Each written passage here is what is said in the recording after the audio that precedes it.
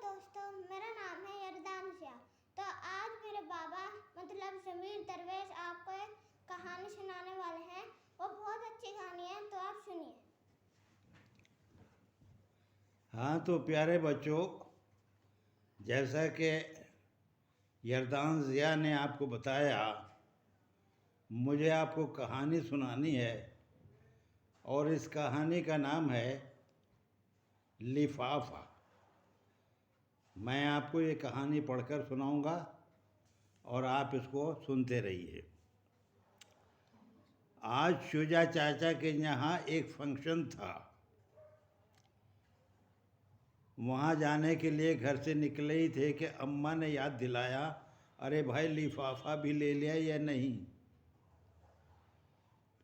Mummy ने पापा की तरफ देखा और पापा ने जेबें टटोलते हुए कहा, नहीं भाई, लिफाफा मेरे पास नहीं है।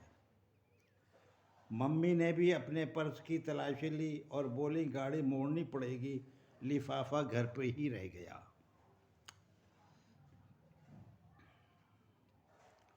लिफाफा घर पर ही रह गया।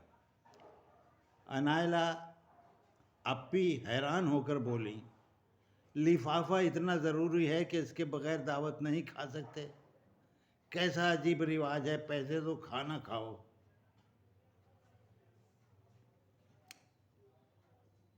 यरदान और याफी भी गाड़ी को मुड़ते हुए देखकर झल्ला रहे थे। यरदान बोल ही पड़ा, बस फ़र्क इतना है कि रेस्टोरेंट में दिखाकर पैसे दिए जाते हैं और दावत में लिफाफे में ढक कर दिए जाते हैं।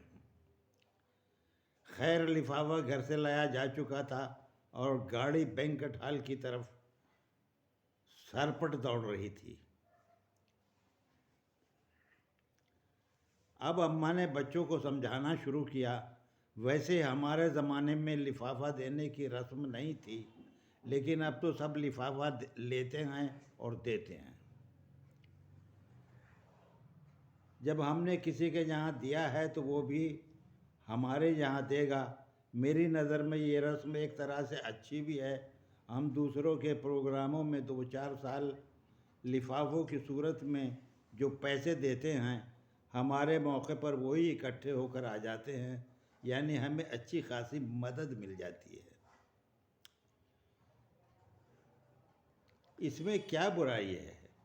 पैसे तो दोनों तरफ से लिए दिए गए हैं, खाना तो मुफ्त में ही खाया गया है। रेस्टोरेंट का फार्मूला यहाँ कैसे लागू हो जाएगा? रेस्टोरेंट वाला हमारे फंक्शन में हमारे पैसे वापस देने थोड़ी आता है। अम्मा की बात पे दम था। हम बच्चों ने उनकी बात में दखल देना नहीं चाहा। वैसे भी बड़ों की बातों में दखल नहीं देना चाहिए।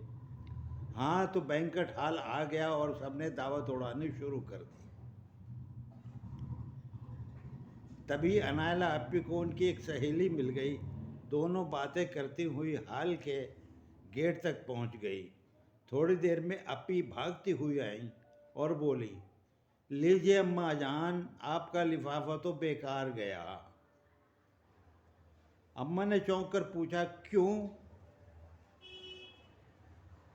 अप्पी बोली, शुजा चाचा चाची से कह रहे थे कि इस बार वो लिफाफे नहीं लेंगे। अम्मा ने फौरन शुजा चाचा को बुलाया और पूछा, लिफाफा ये क्यों नहीं ले रहे हो?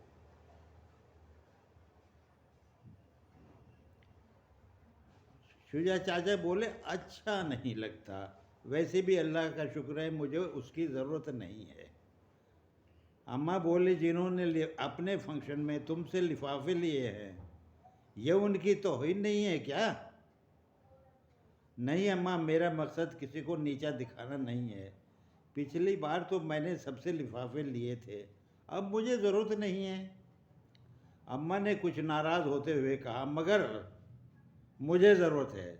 सबसे लिफाफे लो और मुझे ला कर दो।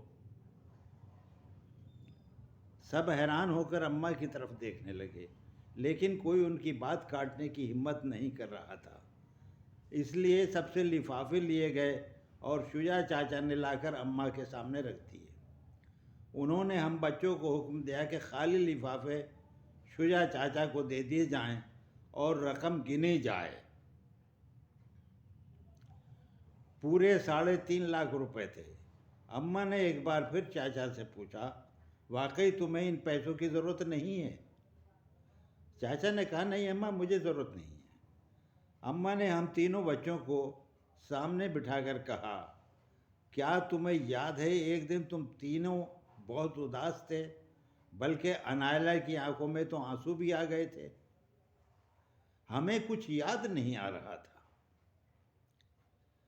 आखिर में अम्मा ने ही याद दिलाया, तुमने कहा था तुम्हारे कई दोस्त अगली क्लास में इसलिए दाखिला नहीं ले पाए कि उनके पास एडमिशन फीस, किताबें, कापियाँ और यूनिफॉर्म के पैसे नहीं हैं। याद आया?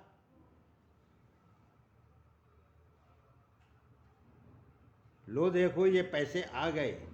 हम तीनों को याद आ गया और हम तीनों खुशी से उछल पड़े।